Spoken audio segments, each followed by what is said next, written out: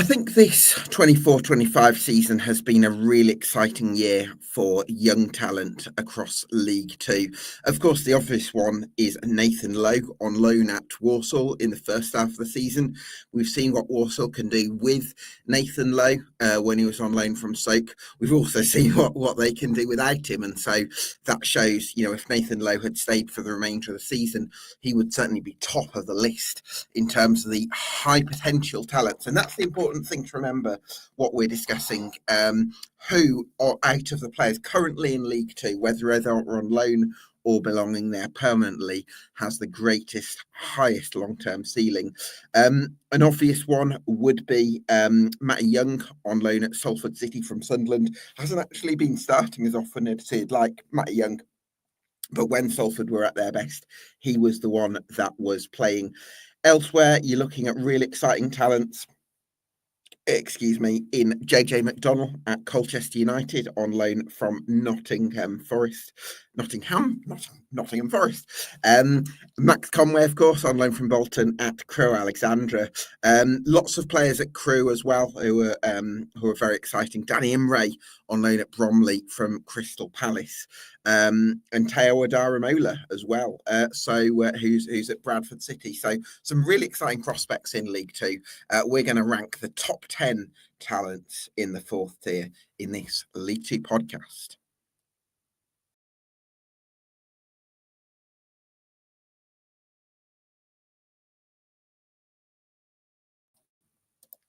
Yes, welcome along to EFL Debate. Before we start, you can do us a massive favour if you do enjoy this podcast, getting subscribed to us on YouTube and following us on Spotify, because that would really help us out an awful lot. So delighted to be joined by my guests for the evening, Ed Walker, an expert on all things fourth tier, and Jack Kershaw of JK Analysis 7, Fleetwood Town fan and a bit of an analyst on League Two as well. Good evening, gents. Thanks so much for joining us. Ed, who's really caught your eye in League Two? In terms Gav, of, I'm currently in the process of finishing off a short list, so we don't miss anyone, and you don't get bombarded with comments at the end saying, "What about player X?" So, I'm running through the list to prepare for this with our category. There is a high number of loanies. I think it's fair to say, because probably as you expect, League Two clubs don't produce a lot of their own exceptional talents. There are certainly some that I'm sure we'll get onto with this, but quite a lot of cases it is picking up guys in sort of their early 20s or teenage years who are having his loan spell. I mean, Nathan Lowe, I agree with you at the start, probably would be the standout if he was still here. Probably be on to player of the season, might even still be, even though he hasn't been here since January. But there's certainly a sense to me that I think it's about a lot of these cases, it's finding really quality individuals from loan clubs that are having a noble impact at this level. Absolutely. What about you, Jack? Anyone catching your eye at the moment? I think in recent times, Reece Walter's coming back to Vale. I've really liked the look of him. But for the course of the season, obviously, McDonnell in the midfield for Colchester, and obviously Samson Tovad I'm a massive fan of. And I agree with Ed that it's majority of loanees, and I think only Crewe and Fleetwood have got the Category 2 academies in the division, and hence I think Colchester do as well, actually. Did they? I think Colchester do as well.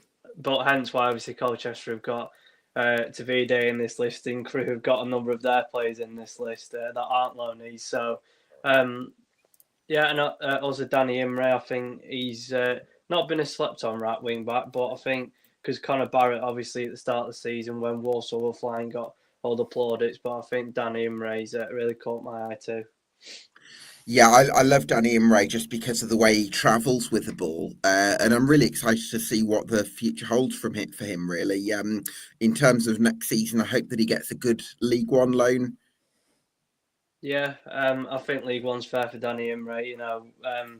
Aside that maybe sort of mid-table, but could go for a playoff push. I think that's probably his standard from what I've seen.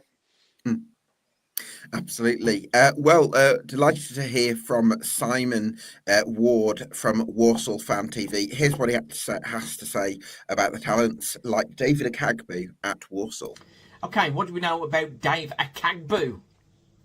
Just gone 21, and for such a young lad, he's certainly totting up the appearances. 30 for Walsall on loan from Stoke last season, Joined the Saddlers in the summer and has been a regular stay in a back three that have done largely very well. First half of the season, of course, very impressive and plenty, 8 or 9 clean sheets, of which David Cagbo has been part of. So there's massive credit there for him. He's come across some very big physical threats, as you can imagine, in League Two, and he's largely coped with them. A couple of mistakes here and there, but generally he's done very well. And 36 appearances this season, 2 goals, 4 assists. He's ready for the step up to League One, I think, and hopefully he can do that with Walsall. Got another year on his contract, so it'll be interesting to see if he gets there, how he copes with League One. The second player, Tommy Simpkin, he's only just gone 20, so very young for a keeper. It's very rare a keeper will get so much game time, particularly at that age. So in League Two, to have amassed 35 appearances is a great credit to him. And the first part of Walsall's season has been very, very good. And he's got 8 or 9 clean sheets, which is very impressive. But when we look at the shots he's faced, it perhaps doesn't look quite as good. A lot of the shots he struggled against shots faced. He was on the bottom 2 or 3 of keepers in League Two, so that's not so positive. But he's a very young keeper and he is learning. He's agile and does a fair job. But at this latter end of the season, Walsall look to have turned to Sam Hornby for more experience. But the experience that Tommy Simpkin has gained, I'll obviously hold him in good stead with Stoke. He's a Stoke player, of course. They've extended his contract. He's got called up to the England under-19s. So there's a great deal of respect for him and a great deal of promise. But as far as Walsall are concerned, I think he's done a good job. But could have done better. But for a young player, it's a very long season. And the pressure perhaps was telling on him.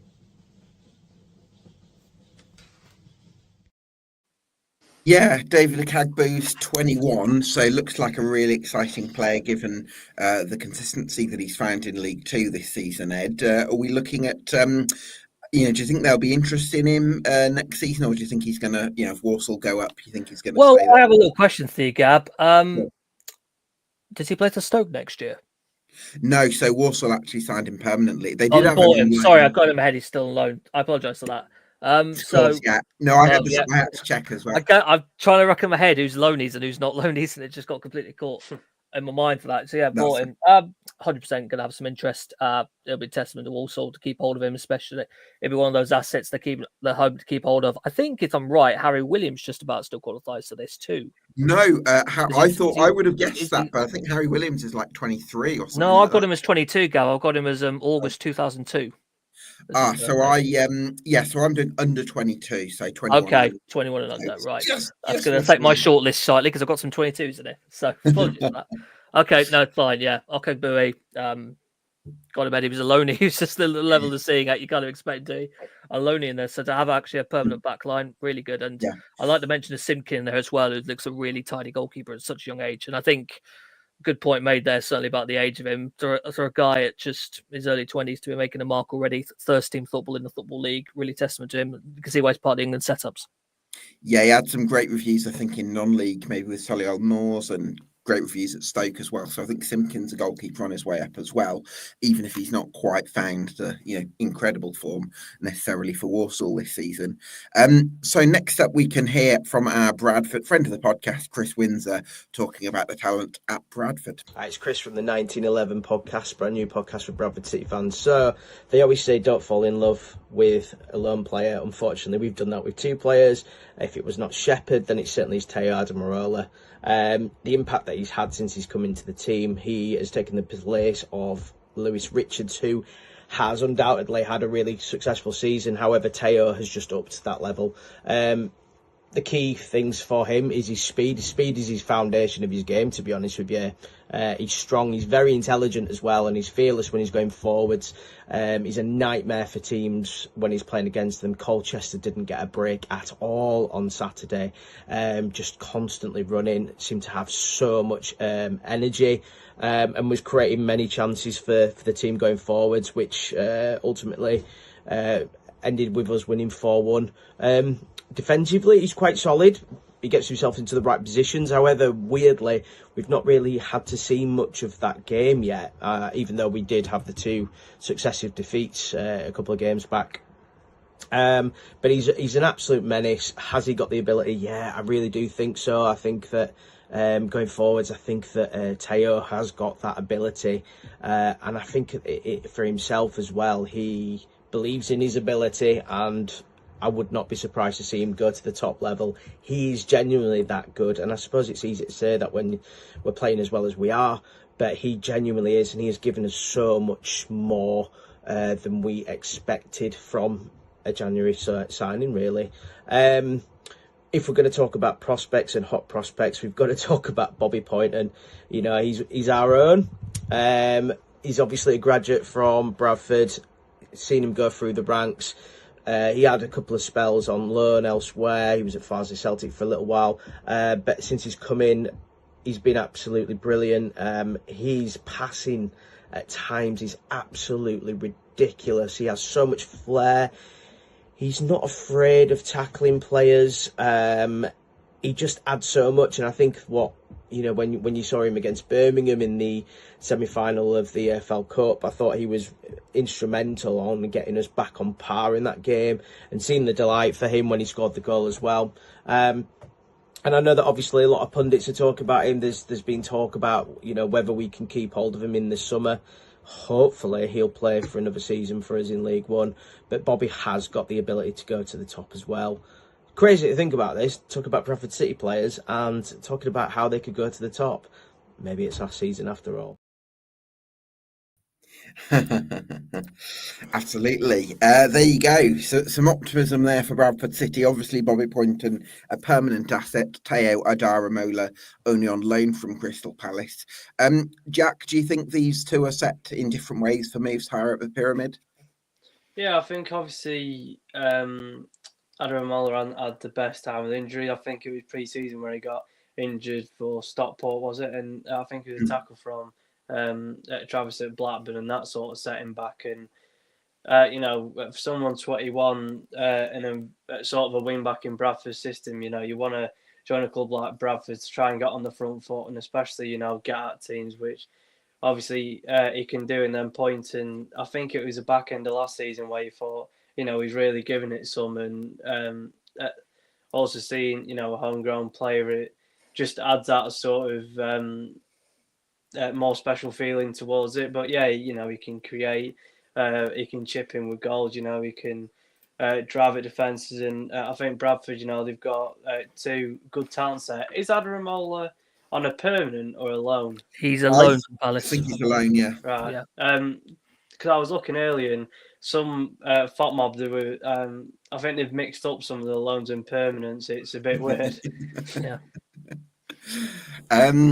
So 2 really big talents. I'm really excited about Bobby Poynton as well. I think he could be one who I wasn't sure if he was going to stay at Bradford City in the summer and whether he was going to sort of be given the opportunities. But since he's had a run, I worry a little bit to the point about competition in that specific roles in the team, because there do seem to be, we kind of know that I think if everyone's around, certainly Sarcevic is in there and Patterson's maybe a bit more in midfield, but you see in some of the recent games, I was at Ballybrae the weekend for the game with Colchester, Tyreek Wright in from the off, absolutely sensational left-hand side, George Lapsley, and then Callum Kavanagh leading the line.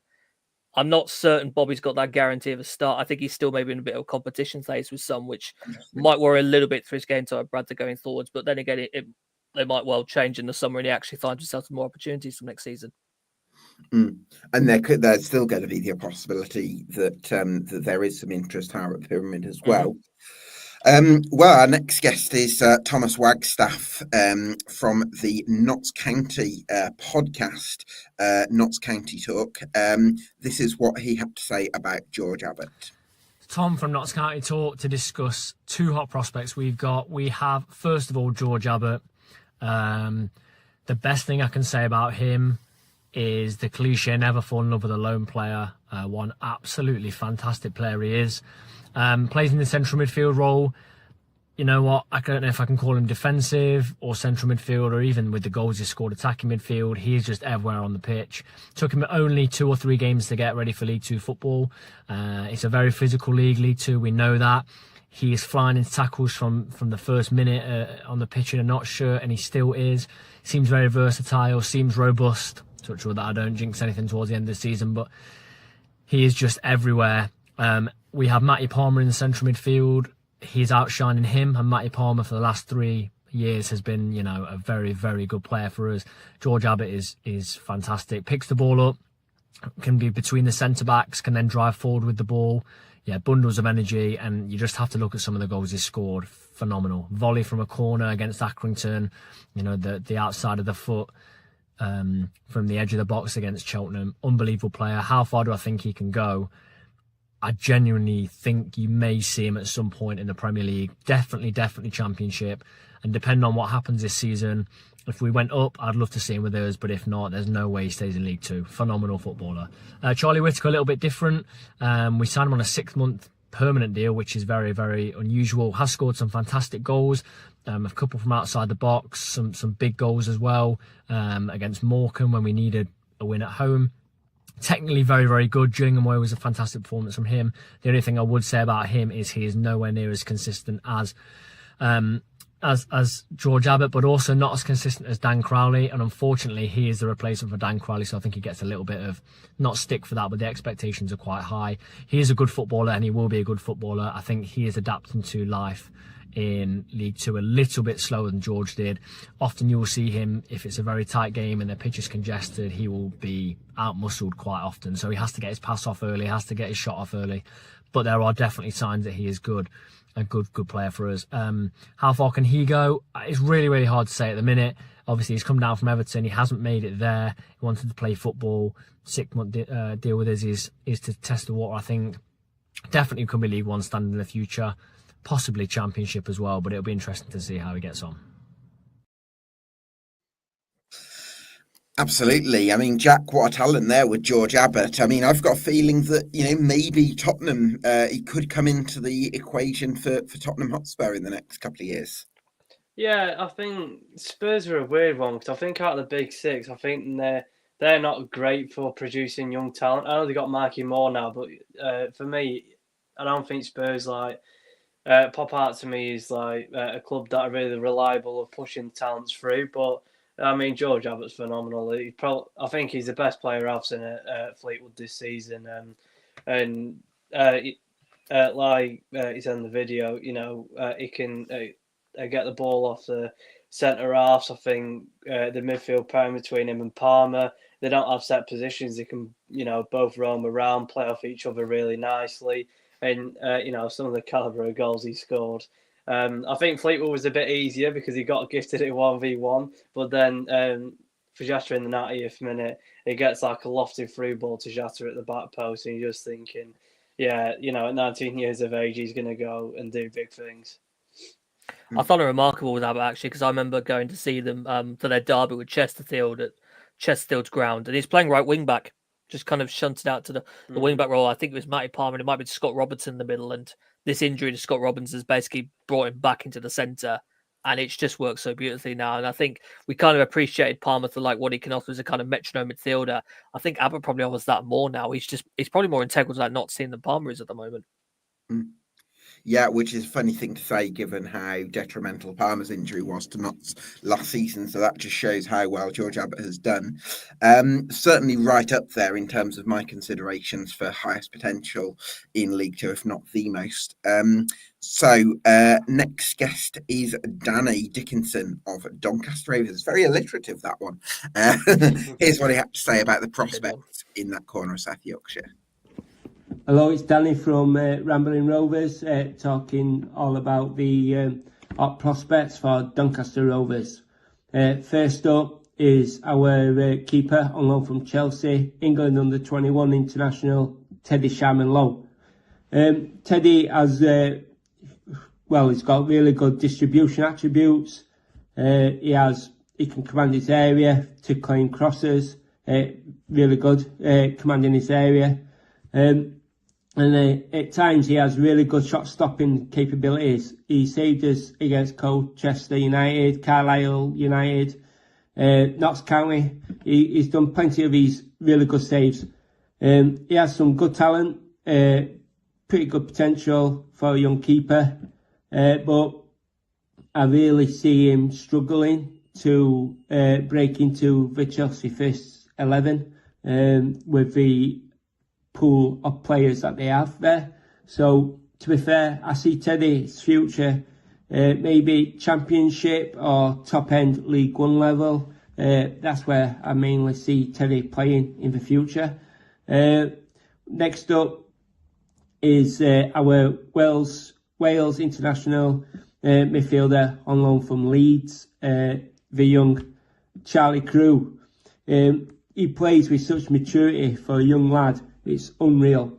You forget that he's only 18 years old. He's just, plays with that much maturity.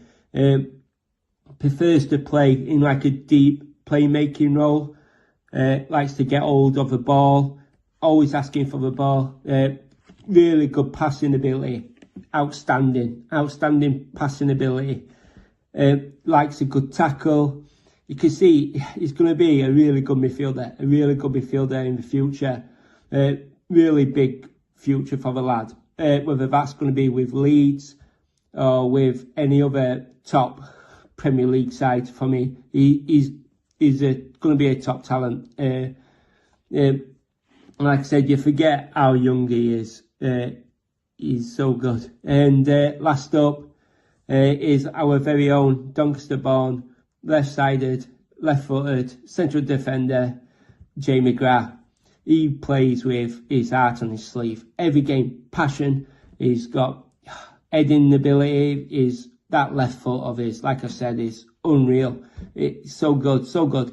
And he can either switch from like a ball-playing defender to a no-nonsense centre-back in a switch. Just so good. And he has, like I said, that passion. He has that grit from playing in Ireland.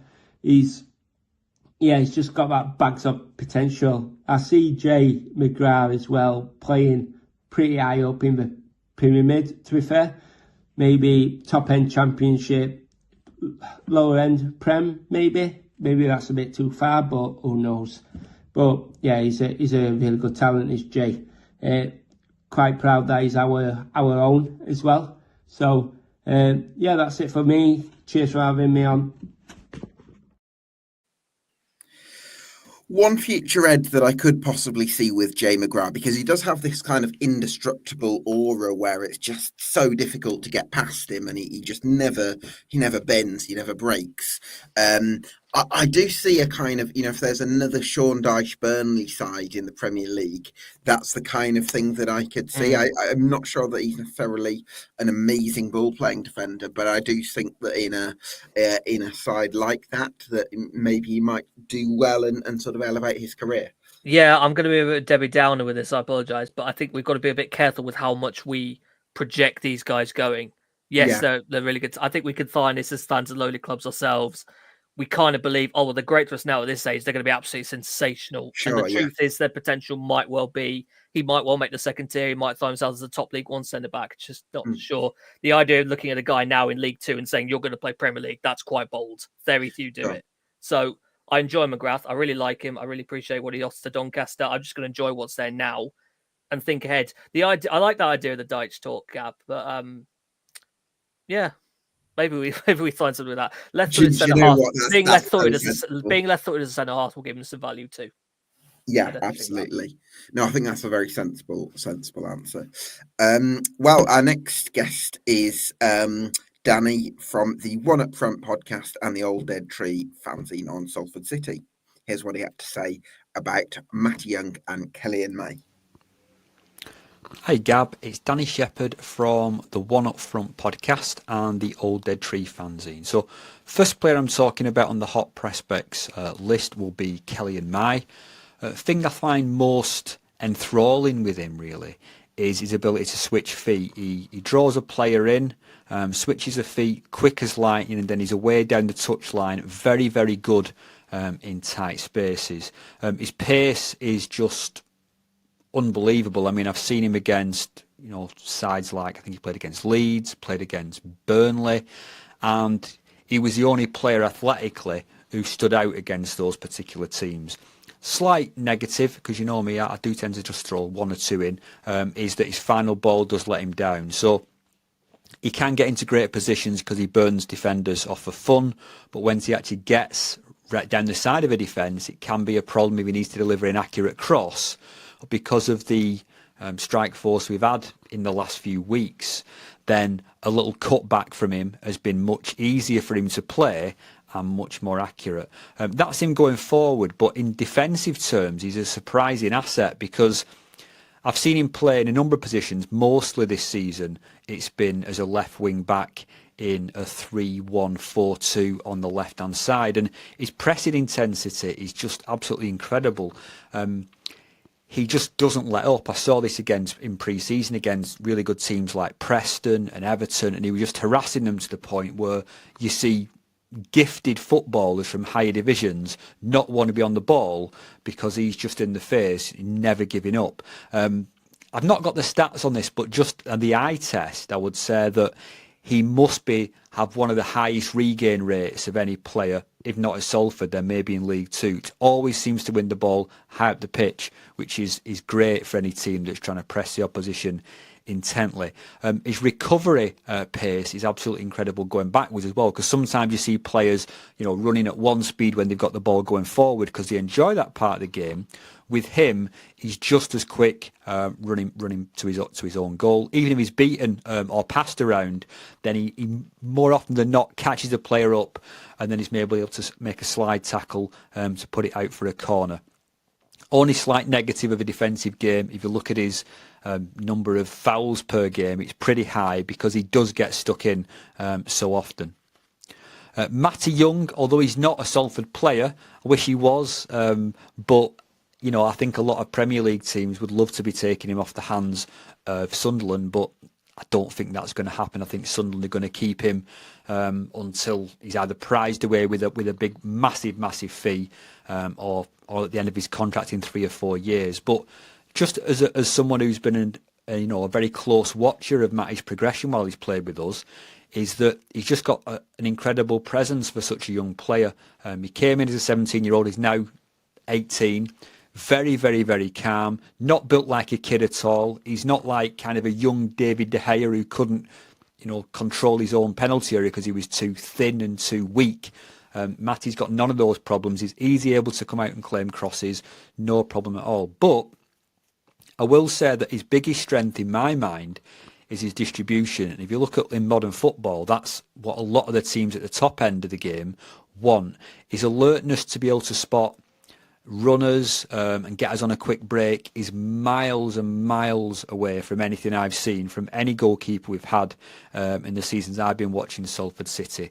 His pinpoint delivery of his longer kicking is brilliant. He can find the chest, the thigh or the feet or the head of whichever kind of striker, wherever they want it as a striker, he can provide that. But one of his most impressive games was actually away. I think it was just in the Christmas period, just gone, against Accrington Stanley. It was a terrible day in terms of the weather, but he was so progressive with his play and his sweeper keeper in that it was like we had a back four playing rather than a back three, because he was always able to find a nice little passing angle, either to be available to receive a pass or to give a pass. It was like we had 4 playing rather than 3 in that defensive line. Don't see him being in League Two next season. He might even be a Championship bench option for somebody, if not Sunderland. But I think probably League One, starting game after game for a really good team next season, is probably where I see him. And where do I think he'll end up? all told, I honestly think he's going to be a name like a Manuel Neuer, an Oliver Kahn, a Peter Schmeichel, that he's going to be one of the best goalkeepers in Europe, bar none. I think he's going to be an England nailed on certainty within the next 3 to 4 years. And just to go back to Kelly and Mai, I think he's only got 1 year left on his contract after this season. So I think the sensible thing for Salford would be to actually sell him to the highest bidder, get a really good sell-on clause on that, because I think he'll do much better and be much more of a quality addition to, say, the Championship or even the Premier League than Brandon Thomas Asante. Well, guys, I'm going to give you my full disclosure. I would have Matty Young as my highest potential prospect of the group, which is odd because I think he might have only started 8 games or something for Salford City. And for some reason, Kyle Robinson hasn't started him. I've no idea why. But I think that based on the reviews that I've had from Sunderland, from Darlington, where people there thought he was better than Jordan Pickford. All the indications are, and Ed's right, you don't want to get too carried away at a really early stage of someone's career. He's only 18, but I think he's got enormous potential to go on and have a fantastic career. I need selling on him still. I've got such a small sample size to work with, Gab, with Matt Young. I really don't want to start getting too ahead of itself yet. It's a weird one with Salford because they got such a contrast where you got a real veteran figure in Jamie Jones and such a young guy in Matt Young. And there's across this season, he started with Jones. He had that little spell with Matt Young, which coincided with this purple patch for Salford, albeit I think there was a bit of overperformance from Salford in that period. And now they're back to Jamie Jones again. I feel like if I'm going to be sold on Matt Young, it's going to be next year with a loan move again, or whatever move that is, where he gets that game time again to go from there. On Dan's comments, I think it was about the Accrington game. I was at that Accrington game. I don't recall coming out of that going, cool, Matt Young was sensational. I don't think Accrington really provided that kind of test. There maybe was a bit of positivity in possession, but I don't recall seeing anything from him in that particular game that made me look and think this is a superstar goalkeeper playing in the lower leagues here that's come to that potential. So I recognise there's definitely some good amount of hype around Matt Young, but I personally still need to see it first before I start going, this guy's a 3 lines goalkeeper and waiting. I just not sure this has been the best move for him this season to be part of this team with Jamie Jones's competition. I think that's reasonable. I think I'd be in your position if I studied his work in League Two without hearing what Sunderland fans were saying about him. But the kind of reviews that I was getting about him from the Northeast are just so glowing that I find it hard not to go a little bit overboard on him. That might be too much, but that's kind of just. That's what I say, Gab. I'd like next year to be the one. Let's have him a point where he is the number one without doubt, and let's see a full season of him, and then we can see, yep, there's real talent here. Yeah, Kelly and Mai, on the other hand, I echo Dan's thoughts on that. I still think for me he's a winger more than a wing back. To me, I just think I'd want him I'd love him as like a winger with a fullback behind. I still feel like I kind of want more attacking responsibility than being a bit more all action and box to box, so be it in the wide areas. So I guess if he's got more... I really do like what he can offer to the Salford team.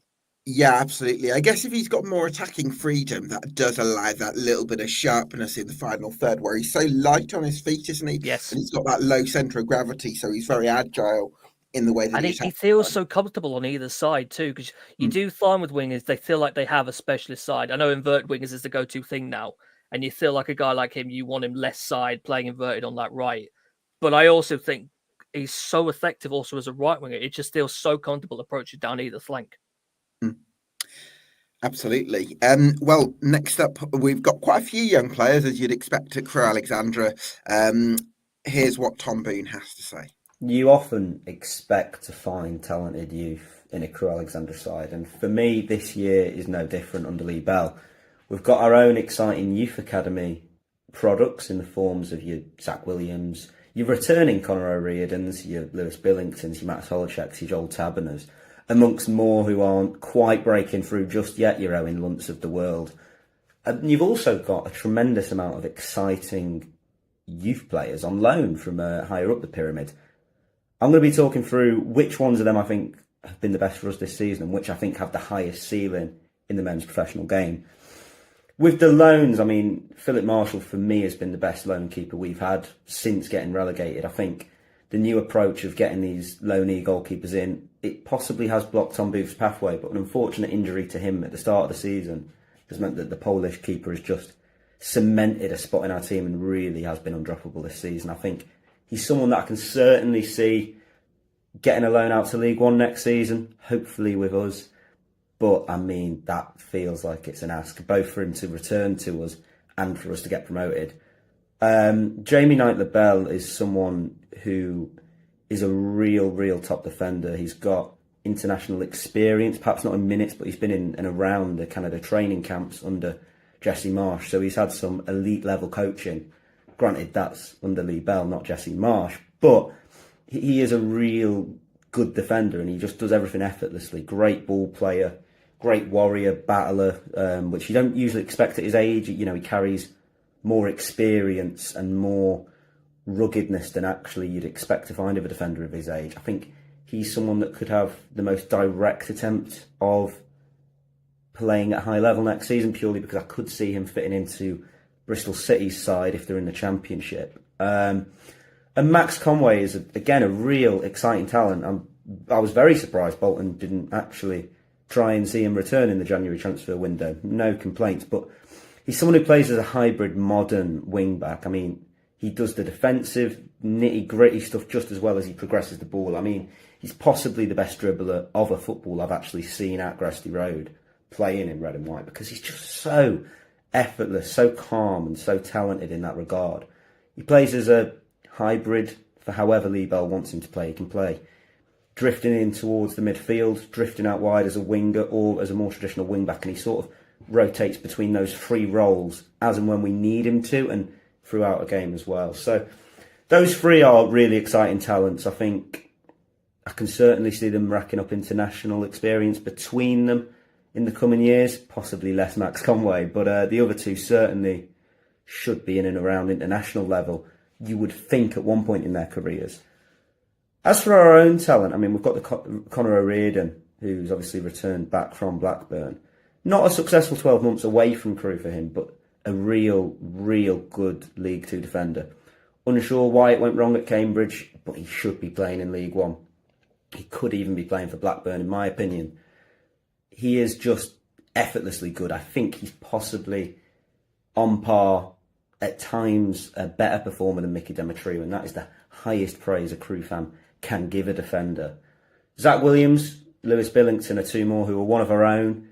Very good players. Zach Williams is probably, unfortunately, likely to move on this season. Lewis Billington is one that does what he's asked. You know, whenever we need him, he's a top professional because he's sat through the ranks and waited this season. Bench, not a consistent starter, but when he has, he's taken that opportunity, and he is, again, a warrior, a battler, and just someone that we can depend on to slot in, whether it be for Cooney, whether it be for a centre-back. He is just that guy when it comes to sufficient depth, and, you know, hopefully it isn't that for him next season. Holochek and Joel are more exciting in the regard that they're a bit more offensive, aren't they? And naturally, that usually commands a bigger fee, usually favoured in the footballing world. Matt Solojek is probably the one out of the lot I'm going to talk about in this short segment who I think has the highest ceiling. I think just his technical ability, his creativity, his desire, his hard work, I think it's going to take him far in the game. He's got an easier nationality to get him international call-ups as well. If he's playing in the Championship one day, he probably does get called up for Slovakia. I don't mean that in a disrespectful way, it's just probably the truth. Joel Taberner, one who's been scapegoated, been criticised at times this season at Crewe, rightfully so at times as well, but he is now looking his consistent best, drifting out wide a bit more, and yeah, it's exciting times at Crewe for our young players. I think if I was to pick three out of that bunch that I think could go the furthest in the game, I think Conor O'Riordan. I'm sure that he should have done more in the last 12 months. Glad he's back, but I'm sure that he could have gone a bit further. I think he should have done. He hasn't done, but I think he will in the coming years. I think he certainly looks like he'd be a top-end Championship defender one day. Matt Solojek is the other pick I'm going to say. Just think his qualities will adjust well at a higher level. I think I could see him going to a Peterborough or an Oxford or that sort of team, a top-end League One team. You know, that usually try and end up getting our players. Or I could see Philip Marshall is the one that I'll say. I just think he's a top keeper. So they're my three that I think out of the lot have the highest ceiling of Crewe's exciting youth. It's interesting actually because I was expecting him to say Max Conway, so it kind of shows Yeah, I how was as well. how there's a lot of talent there. Anyone who stood out to you, Ed, from that group? I mean, Crewe always has a big list. For me, if we were talking about one sort of potential short list, definitely Conway, definitely Knight Lavelle, maybe Conor Reardon, but I echo Tom's point.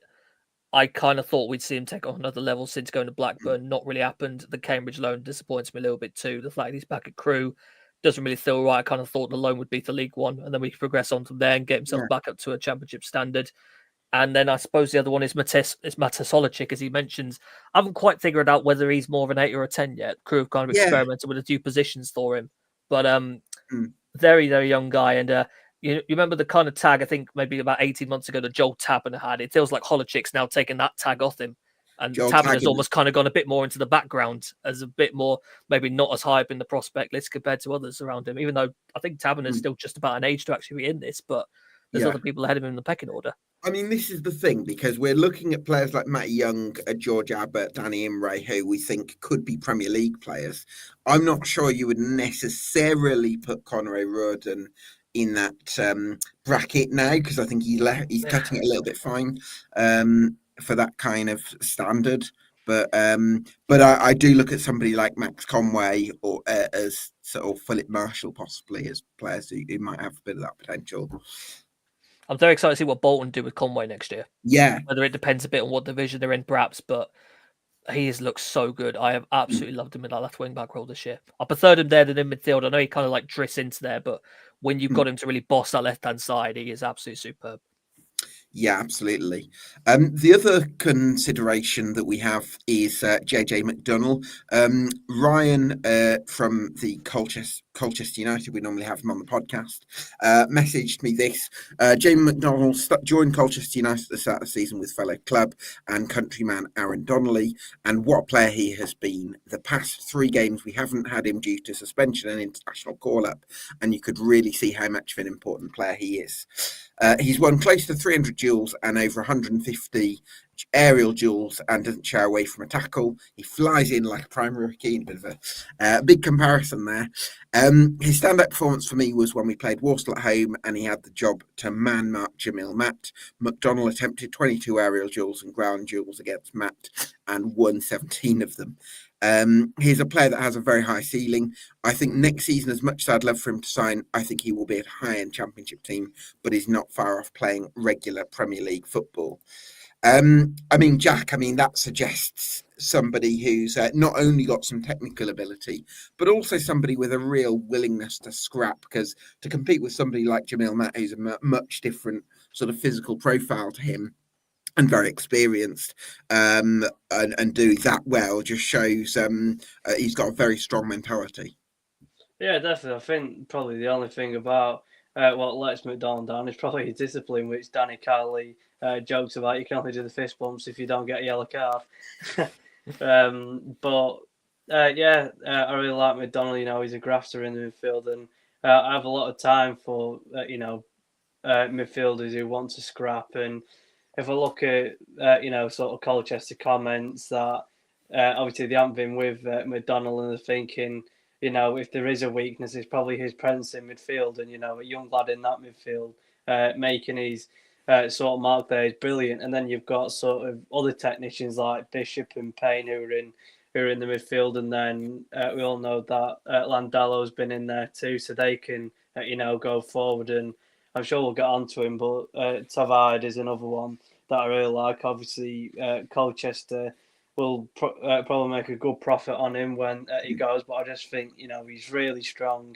I was watching him against Port Vale, I think, and he backed into, I think, Nathan Smith, and honestly, he took him 10 yards backwards, spun him, and then his speed and power is just ridiculous. And then when he gets in front of goal, that goal against Port Vale was ridiculous, that he just went on the right and then scored from a tight angle. So, I really think that League One club will buy Tavard, and hopefully that he's one of them where maybe he hasn't got that, he's not in double figures this season for goals, but maybe Liam Delap, like he was a strong, powerful presence in the Championship. He maybe weren't too prolific, but then went a step higher and maybe a better side, and then started scoring more.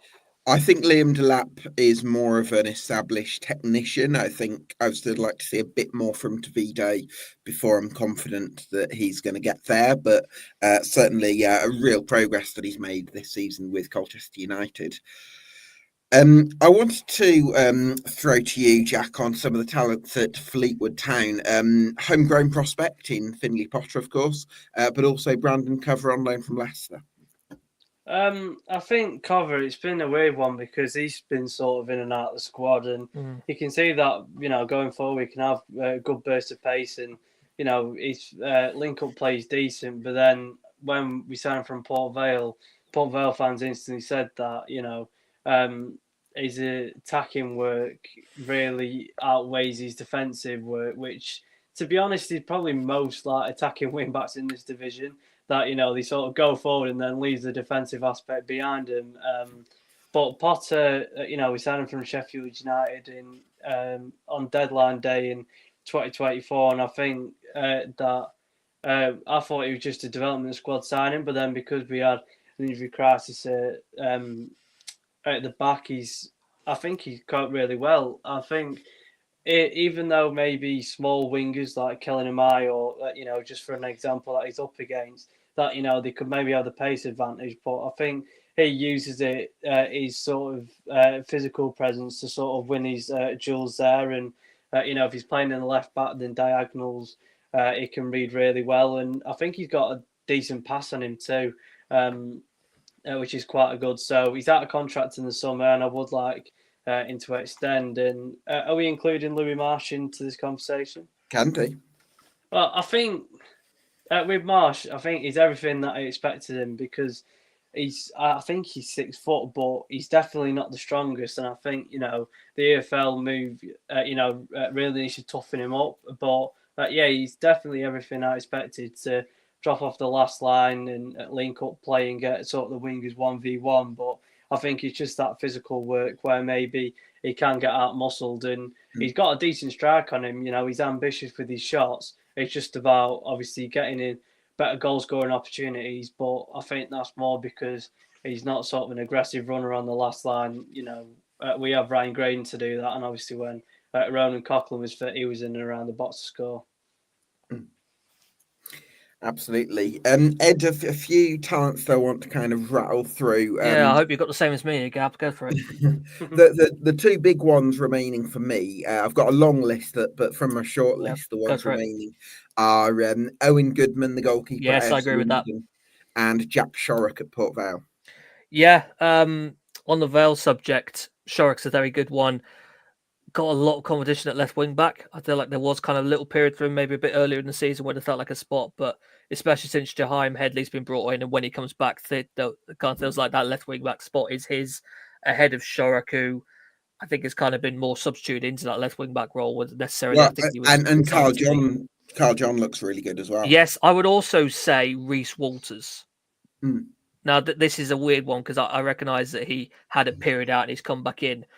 My overriding memory still of Reece Walters is, I think it was last season, Port Vale came to the Pirelli to play Burton in an FA Cup replay, and Reece Walters was in the centre of the park, and I have never seen someone so composed on the ball.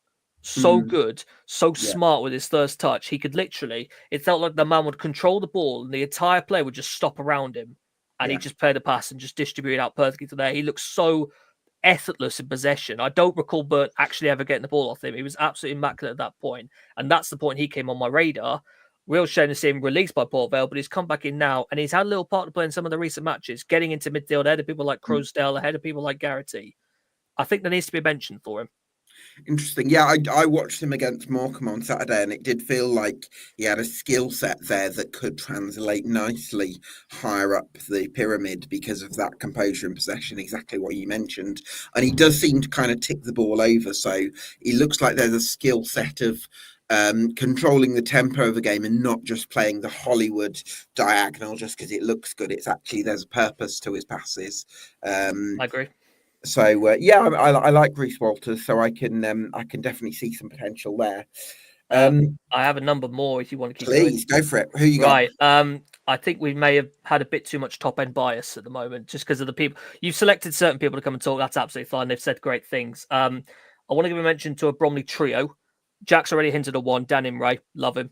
I'm really gutted he's injured at the minute because I think he's bossed that right side for them this season. Yeah. I think someone's been quite underrated to them is Cameron Congreve, who's on loan from Swansea. Ooh, played in quite advanced midfield positions. The moment he has signed in the summer, I thought, I like that one. That's going to go well. And I think it has to them because Bromley are having an excellent debut season. Don't let anyone forget that. They're just out a little bit outside the playoff race, but even still, newly promoted side, sensational debut season under Andy Woodman. And then Adam Mayer, who we've kind of seen before previously with Morecambe, sold to Millwall. He's playing left back. He's a winger in the eyes of a lot of people, certainly when he was coming through at Morecambe. And Woodman's found a spot for him as his starting left back now in the team. I imagine it's a very attack heavy role because he would do things with more as a forward player. But it's an eye-catching one to me all the same. And I've looked at him and I think I've seen more conviction with him as a left back now than I thought it was previously. I was a bit surprised when I first saw him going into that role. But I really like that addition in there. So that's the truth to me. If I can only have one of them, I go Imray. But I do like the other two for another mention. From Cheltenham, Arkell Jude Boyd. But it's under 22. Does he qualify? Have I just missed out on the age bracket for that? I think he's 22. Damn it. How long is he 22? Is it like a few days? Can we put him in through that? We can have a look. When's his birthday? If he's 222, then fine. I'll call him out. I've had a sudden moment where I'm trying to do my maths and work out which 2000. To be fair, he was 22 in January. So I missed by a couple of months. Well, to be fair, as Matt Baker's missed out by a bit as well, so that's fine. You've got to draw the line somewhere, Ed. I know, that's fine. Okay, Tavide, as I mentioned, as we said. Jaden Luca at Grimsby. Yes, he's had some great reviews. I remember he had an EFL Trophy game against Lincoln City on his debut. Really well. It's kind of changed because I can't remember if Luke Barrington qualifies for this as well, age-wise. Luke Barrington does. First half of the year, it felt like Luke Barrington was the big lone star. Now it feels like Luke has been it instead. So that's gone quite well for them. One of the bit of a left field one. Ellis Taylor at Harrogate. No, I think his form's dropped off a lot. I think he started. At the start of the season, he was great, but I haven't really seen that was a left field suggestion. That.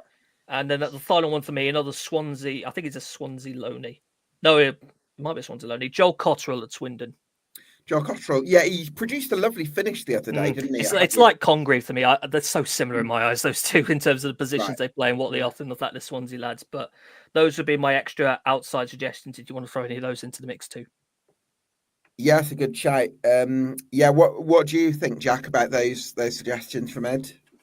Yeah, I like him. I think Congreve has also contributed out wide too, so I like that shout. And then Adam, I think it's more of a back five for Bromley. When I watched him against Walsall, it was more Whitley joining a back five, which was interesting. But obviously, May is still sort of in that in the defensive aspect. But I agree with them. Yeah. Okay, so the ones that I've got so far, if I was whittling it down, I think that the top sort of four talents in League Two, in terms of high potential, what they can do with their careers in the long run, I would say Matty Young, George Abbott, Danny Imray, and JJ McDonnell. Not Charlie Crew. Charlie Crew's weird. He's had more of an impact internationally than at club level at the minute. Yeah, I would actually have Charlie Crew just below that group, but that's fine.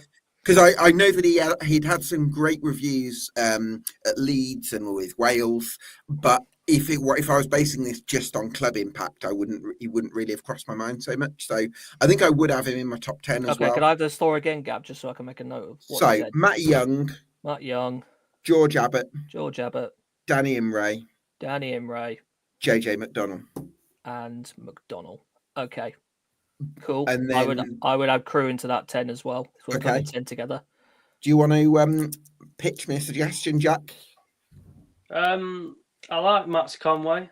Okay. I think I'm probably Tavide's biggest fan, so I'm going to put him in there. I don't know if I'd have Tavide in that, in terms of, I don't think Tavide's enough sort I of think top end. Tavide's too. I agree. I think it's too many moments rather than spells at the moment for him. It feels like.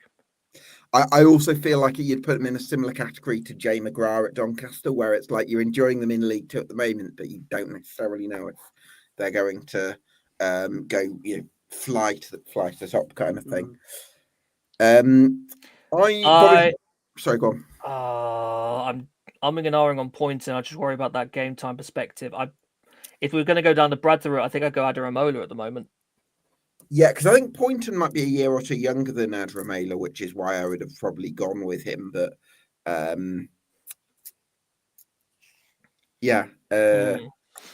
Poynton, I'm very excited.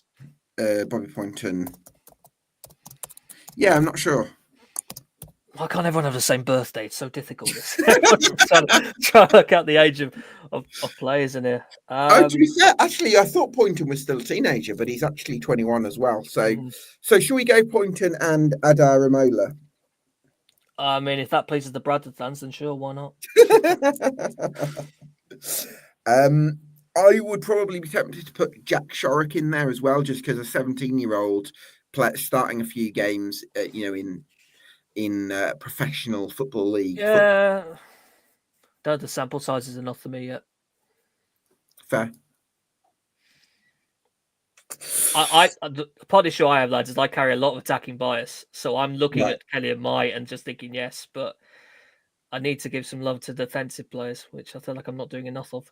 Yeah, it's interesting, isn't it? Because you could. I'd like to go Jamie Knight-Lavelle, please. Okay, Jamie Knight-Lavelle, I can go along with that. What are we up to? 8 or 7? So I've got 1, 2, 3, 4, 5, 6, 7, 8, 9. We've got 9 on my list. Who do I like out of this? So we might have room. We might have room for Mai if you want to add one more in there. Let me just see if I put someone to Mai. Philip Marshall, possibly. The keeper route. I feel like we need a keeper. I've got a keeper. David Akagbo as well at Walsall, done really strong body at Walsall. Do we put a bit of weight into the idea of being an international player into this? I mean, if it's for I know there's certain nationalities that make it easier to represent than others, of course, but go on. Who would you think? Well, I'm just thinking down the goalkeeper route. I'm looking at Goodman, I'm looking at Sharman Lowe, and I'm looking at we've got Young already, haven't we? And I'm looking at Simkin too. I've realised we've already got a goalkeeper in there, so maybe there's no need for 2. It's interesting with Simkin because it's not it's not like his actual club form has been phenomenal, you would say, in terms of saving Walsall a ton of points.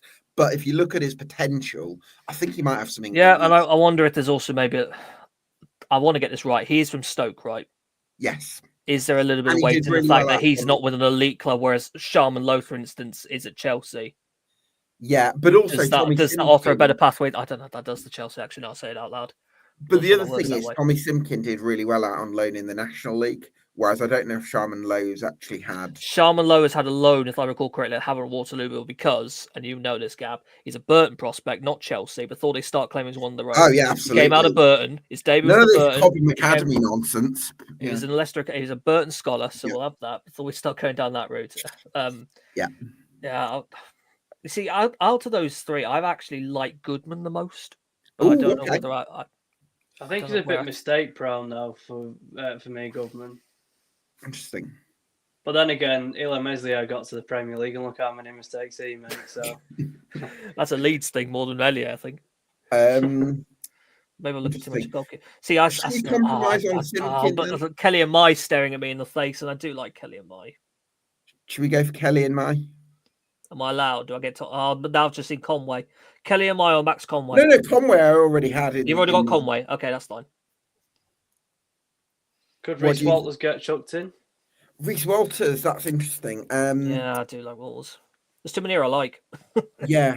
Walters, though, there's 2 things with Walters. There's small sample size and doesn't have an elite background.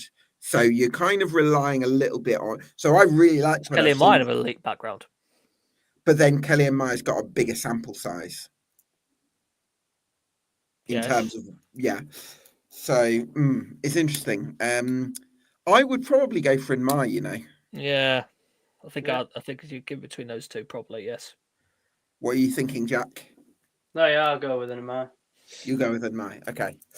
All right, so the 10 that we've come up with is Matty Young of Salford City, George Abbott of Notts County, Danny Imray of Bromley, JJ McDonnell of Colchester United, Charlie Crew of Doncaster Rovers, Max Conway of Crewe Alexandra, Bobby Poynton of Bradford City, Teo Adaramola, also of Bradford City, Kelly and Mai of Salford City, and Jamie Knight-Labelle of Crewe Alexandra. So yeah, there you have it. Those are our 10. Is that 10? 1, 2, 3, 4, 5. I was counting myself there just to make sure. Yes, it is 10. I think it was 10. There we go. Listen, let me know in the comments below if you agree with our 10 and if there's anybody else that you're furious that we've missed out. Almost definitely is. Almost definitely is. Certainly, just take it as a given.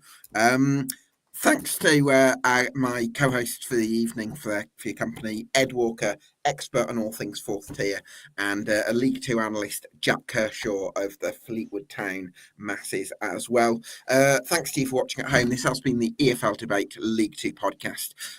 If you've enjoyed EFL Debate, get subscribed to us on YouTube and follow us on Spotify, and we'll see you again for another League Two podcast next week.